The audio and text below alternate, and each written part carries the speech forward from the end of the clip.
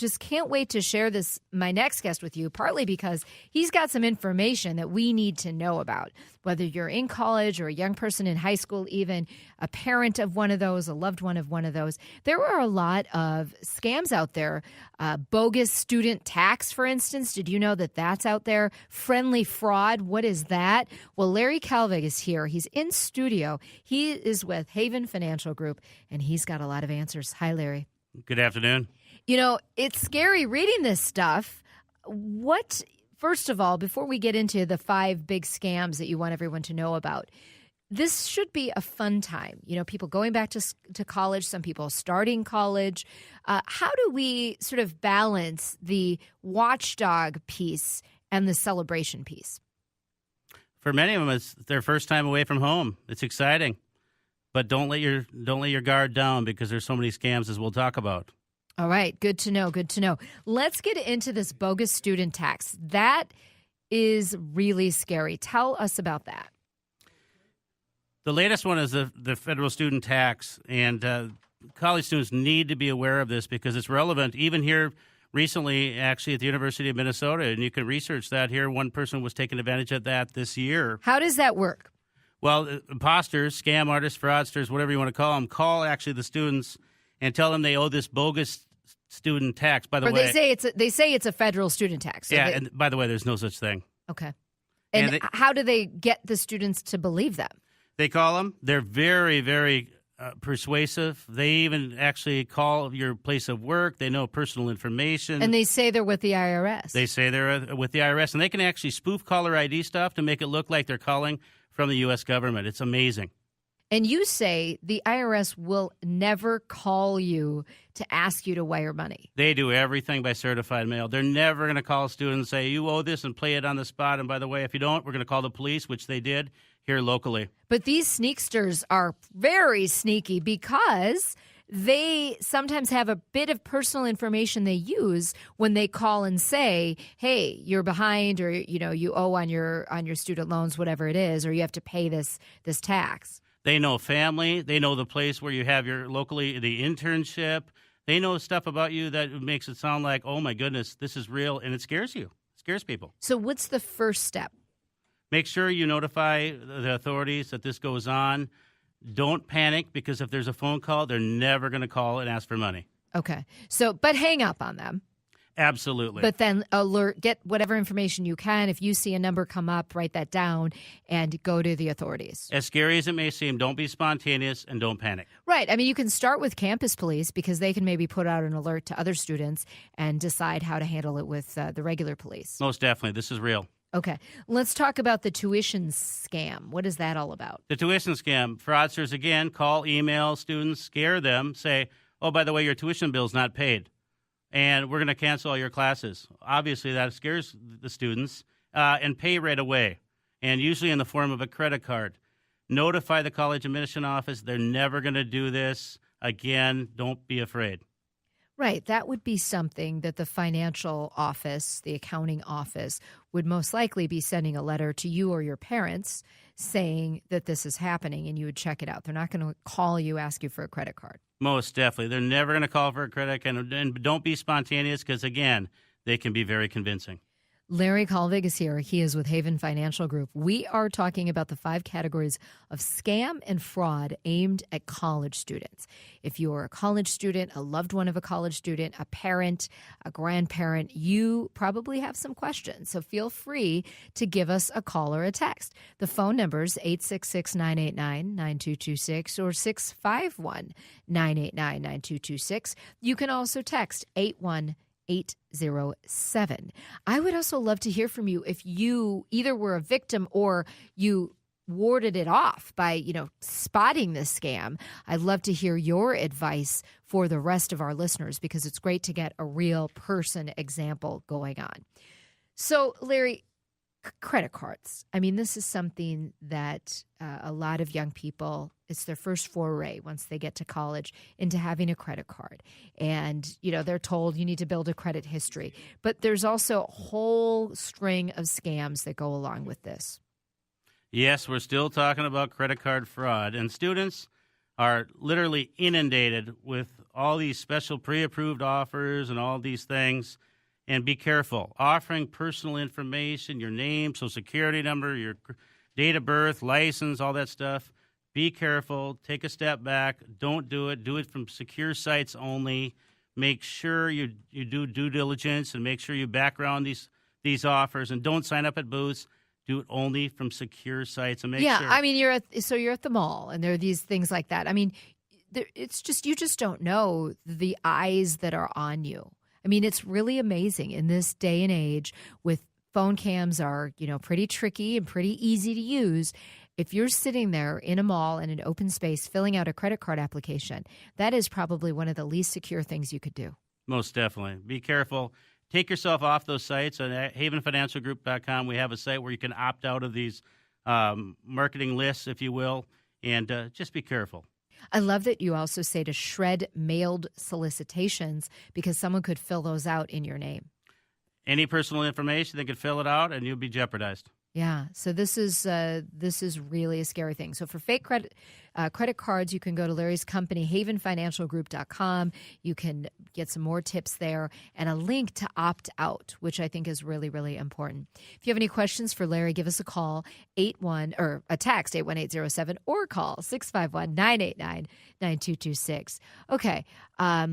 This is a question coming in, Larry, from Dave. He says, who do you talk with if you have been scammed out of money and you didn't realize it until you received your credit card statement?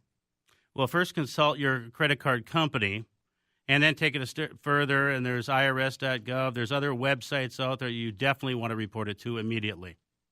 Okay, so kind of common sense things. And the other piece of this, we've talked on this show about financial, all these purchases online, as well as social media accounts, all these places that when you register or even to win prizes, they'll lure you in, give us all this personal information. And people just easily fill that out. That's also something I want to caution people against because you're just freely giving up all this information. And it's a pretty rare case that you really need to share a social security number online. I would say it's pretty much never. Never share your social security online. It's a rarity, if ever. And quite personal information, protect it with all cause. Make sure you do due diligence. I mean, if you think about it, the U.S. government, other governments, other major corporations have been hacked. So why would we think on our little personal computer at home that we're not, that's safe if we were to fill out all those private and personal numbers and information? Prominent companies, even locally, have been hacked. So therefore, we should actually learn from that. All right, so we're talking about college scams, specifically this false rental listings. Many out-of-state students like to search for apartments online. They could be tempted to send a deposit without seeing the place first. What do you say to that sort of thing? We need a place to live, and there's a little bit of a panic. All of a sudden, this great listing pops up. Oh, it looks beautiful, great apartment. And all of a sudden, you call and inquire, and they say, well, there's a great demand. We need rent. We need deposit. Immediately, you fall into that, and all of a sudden you do that, and all of a sudden it was a complete scam. Be careful. Never always see it in and out, and make sure you meet whoever is renting the property. Yeah, very, very good advice there. And this is the time there's so much new information being thrown at young people when they're starting college, all that kind of thing. So again, it's finding that balance, right? It's finding that balance and still being able to celebrate this new stage in your life, but also being really smart. You have to. Yes, it's a great step. It's a new phase of life, but do it with caution. All right. Here's one that I think is the most troubling because it's called friendly fraud. It occurs when information is stolen by someone who is known to the victim. Larry, get into that one a little bit. Well, your new home is your dorm. And guess what? It's easy to get comfortable. But yet there's people that are in and out that have access, and those that may be your friends, and certainly they are, they might not respect your privacy as much as they think, and they can help themselves to private information. Be very, very careful because they might filter through your personal information.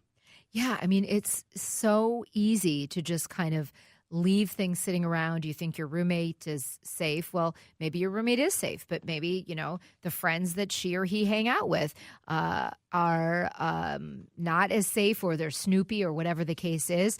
So put those important documents tucked away. If not, leave them with your parents. Again, don't be fearful, but use caution. Those important documents, those Social Security and birth certificate, all those things that are so important, leave them with the parents. Just carry the things that you need. For example, your driver's license, maybe the student ID, and so forth.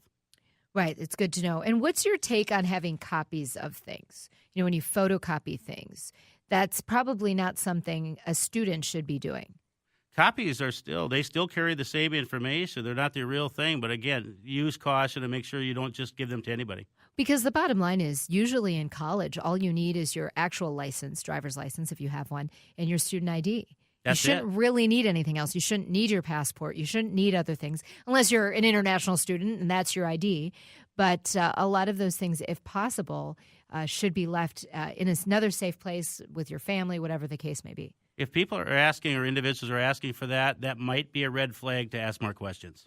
All right. This texter says this: always being asked to give personal info over the phone, i.e. credit card number, etc. Is the phone safe?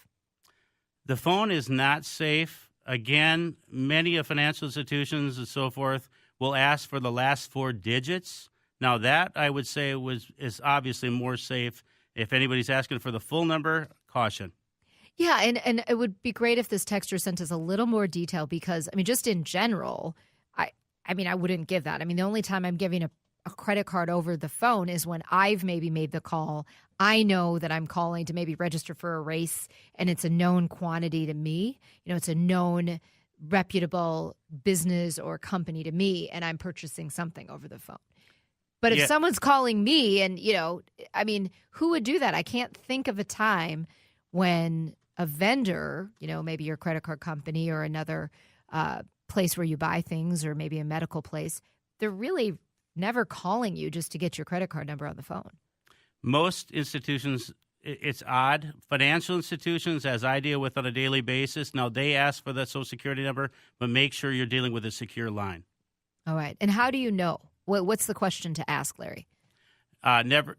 Well, for a secure line. For a secure line, never from a public spot. I see. Got it. Not maybe a business line, a secure line, not just using the public. Yeah, and even your cell phone out in public isn't very secure.